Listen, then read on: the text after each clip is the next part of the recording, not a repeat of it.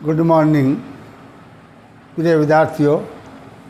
कल हमने अणु और परमाणु इकाई में ऋण मूलक और धन मूलक यानी ऋणायन और धनायन बताए थे और इन्हीं के द्वारा यौगिकों का निर्माण होता है। इनको सीखना बहुत ज़रूरी है। यदि आप ऋण आयन और धन आयन दोनों याद हो जाए तो किसी भी यौगिक को बनाने में दिक्कत नहीं आएगी। अब वो बताते हैं किस प्रकार अणुसूत्र का निर्माण होता है, यानी अणुसूत्र बनाना। आयनों से अणुसूत्र।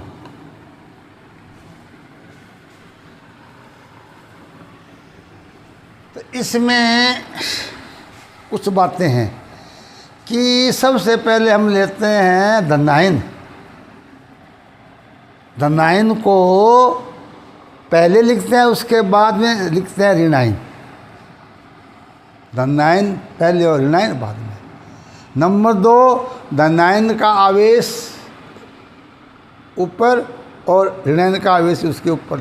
जैसे ना धनायन में जैसे लेते हैं सोडियम क्लोराइड। सोडियम क्लोराइड बनाना है, सूत्र से क्या होना चाहिए? तो इसमें सोडियम क्या है? धनायन। इसको हमने Na पहले ले लिया और Cl क्या है? ऋणायन। इसका धनायन यहाँ लिखेंगे, इसका ऊपर यहाँ लिखेंगे। धनायन को पहले लिखते हैं, ऋणायन को बाद में। अब दोनों को संतुलित करने के लिए एक दूसरे के तिरछा से तिरछा कर देंगे। इसका ये यहाँ आ जाएगा, इसका एक यहाँ आ जाएगा। तो चूंकि एक दूसरे को उदासीन बराबर कर दे, इसलिए इसे बराबर इसका क्या बन जाएगा? NaCl। ये बन गया सोडियम क्लोराइड। ऐसे ही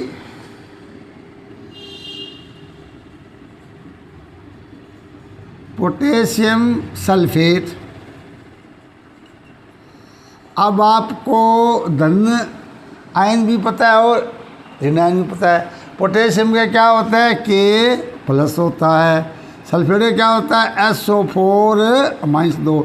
इसको हम इधर लिखेंगे -2 यहाँ और यहाँ 1, क्योंकि 2 माइनस को उदासीन करने के लिए 2 धनायन चाहिए। सूत्र क्या इसका बन जाएगा? K2SO4। इसी प्रकार मैग्नीशियम कार्बोनेट।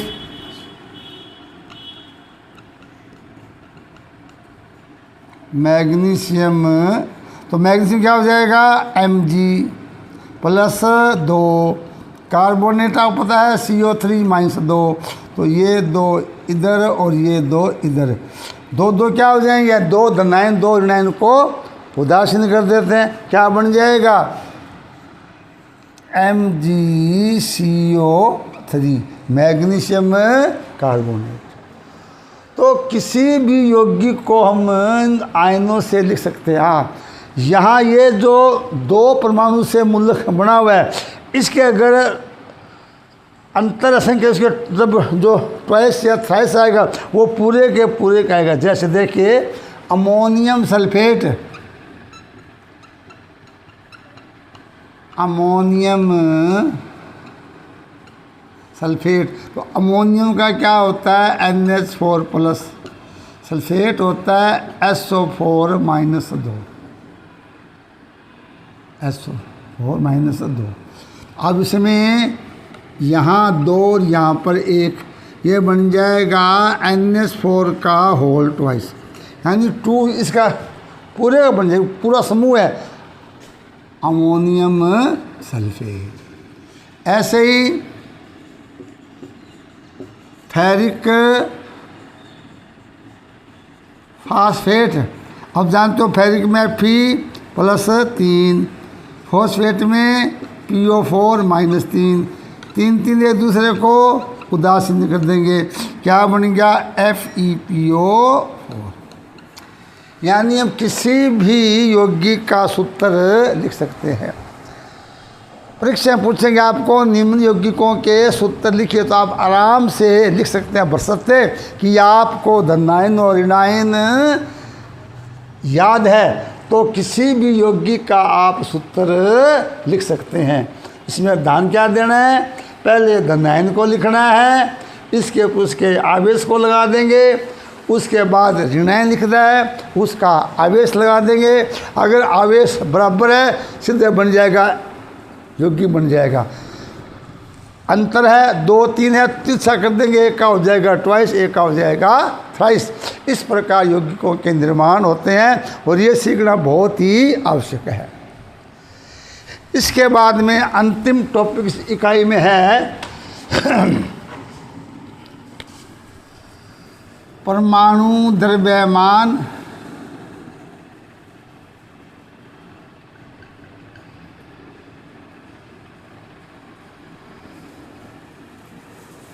आणविक द्रव्यमान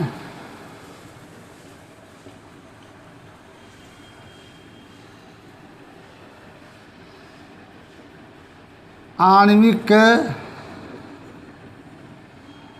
सूत्रभार और मोल, ये अंतिम 4 टॉपिक है। वैसे तो इनका हमने अध्ययन करवा दिया, फिर भी विशेष रूप से ये सीखने की बातें हैं। परमाणु द्रव्यमान का मतलब होता है उस तत्व का परमाणु भार। हमने 1 से 30 तत्वों के परमाणु क्रमांक लिखाए थे आपको, उसमें मैंने परमाणु भार यानी परमाणु द्रव्यमान या परमाणु भार एक ही बात है, वो सब के लिखवाए हैं। यानी परमाणु द्रव्यमान से तात्पर्य है कि किसी तत्व का परमाणु द्रव्यमान या परमाणु भार वह संख्या है जो यह बताए उस तत्व का एक परमाणु कार्बन के बाद में परमाणु से कितना गुना भारी है, या हाइड्रोजन के एक परमाणु से कितना गुना भारी है। हाइड्रोजन का 1 होता है परमाणु भार, कार्बन का 12 है तो वो 12 गुना भारी है।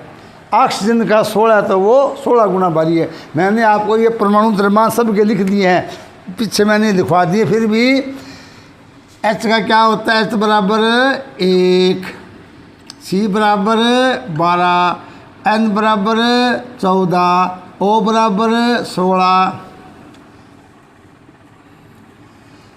Na बराबर 23, Mg 24, Al 27, Si 28, P 31, S 32, K 39 और Ca।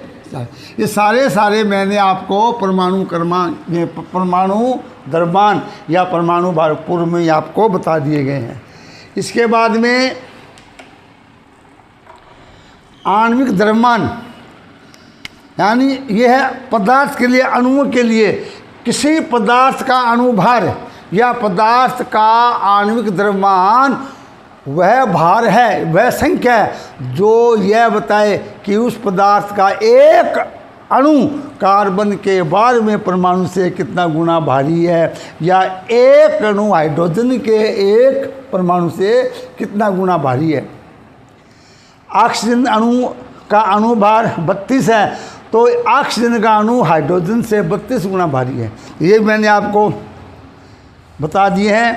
जैसे और ये होता क्या है, ये उस अणु में जो तत्व मौजूद होते हैं उनके परमाणु भारों का योग होता है। जैसे H2O, H का 1 होता है परमाणु भार, तो 1 गुना 2 O का होता है 16 बराबर 18। इसको यूनिट में 18। इसी प्रकार O2 16 + 16 बराबर 32 U।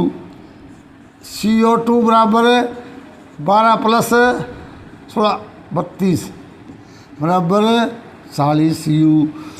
H2SO4 हाइड्रोजन का 2, S का 32, O का 64, 98 U। तो ये आणविक द्रव्यमान है, वो उस पदार्थ में जो तत्व मौजूद होते हैं उनके परमाणु भारों का योग होता है। एक होता है आणविक सूत्र भार, जिन जैसे NaCl के धातुओं के क्रिस्टल है, आयनिक यौगिक क्रिस्टल है, उसमें सूत्र, उसमें एक इकाई लेते हैं। क्रिस्टल में लाखों परमाणु होते हैं, तो क्रिस्टल के अणु भार को व्यक्त करने के लिए उसको आणविक सूत्र भार में लेते हैं। जैसे सोडियम क्लोराइड का एक क्रिस्टल है, उसमें इसका समानुपाती सूत्र क्या होता है, NaCl। उस क्रिस्टल की यानी जो इकाई है, जो सूत्र भार है NaCl है। Na का क्या होता है 23 U प्लस Cl का होता है 35.5 U, कितना हो जाएगा 58.5 U। इसी प्रकार कैल्शियम क्लोराइड में 1 गुना 40 U किसका हो जाएगा, कैल्शियम का। Cl क्या होता है 35.5 गुना 2 और 111 U। यानी कि ये अणुभार आणविक द्रव्यमान और आणविक सूत्र भार है, जो आयनिक क्रिस्टलीय रूप में पाया जाता है, उनके तो आणविक सूत्र भार होते हैं। और जो एकल अणु में जैसे जल है, ग्लूकोज है, चीनी है, उनका क्या होता है आणविक द्रव्यमान होता है। इसको हम U के द्वारा व्यक्त करते हैं। अब आता है मोल, एक बहुत इम्पोर्टेंट चीज़ है। जिस प्रकार प्रत्येक तत्व का परमाणु भार निश्चित होता है, यौगिक का अणुभार निश्चित होता है, इसी प्रकार इन तत्वों और परमाणुओं में संख्या भी, इनमें परमाणुओं की अणुओं की संख्या भी निश्चित होती है। जैसे एक दर्जन का मतलब क्या होता है 12।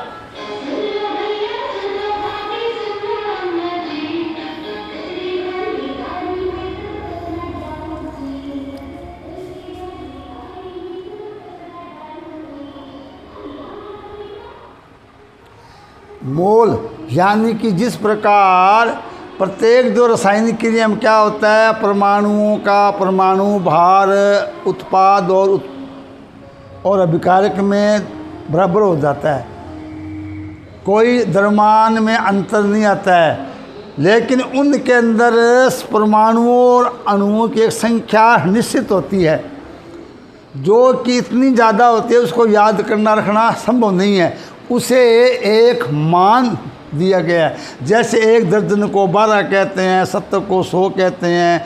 इसी प्रकार क्या होता है, प्रत्येक पदार्थ के 1 ग्राम में, 1 ग्राम अणुभार में, 1 ग्राम परमाणु भार में 1 मोल 1 ग्राम इलेक्ट्रॉन में, यानी एक संख्या निश्चित होती है, जिसे नाम क्या दिया गया है, मोल। यानी 1 ग्राम अणु आयन परमाणु में एक निश्चित संख्या होती है, निश्चित संख्या, जिसे Na यानी कि एवोगैड्रो नंबर कहते हैं, जिसका मान 6.0222 की पावर 23 होता है। ये मान निश्चित होता है, इसका नाम दिया गया है 1 मोल। जैसे 1 मोल या 1 ग्राम हाइड्रोजन में मोल,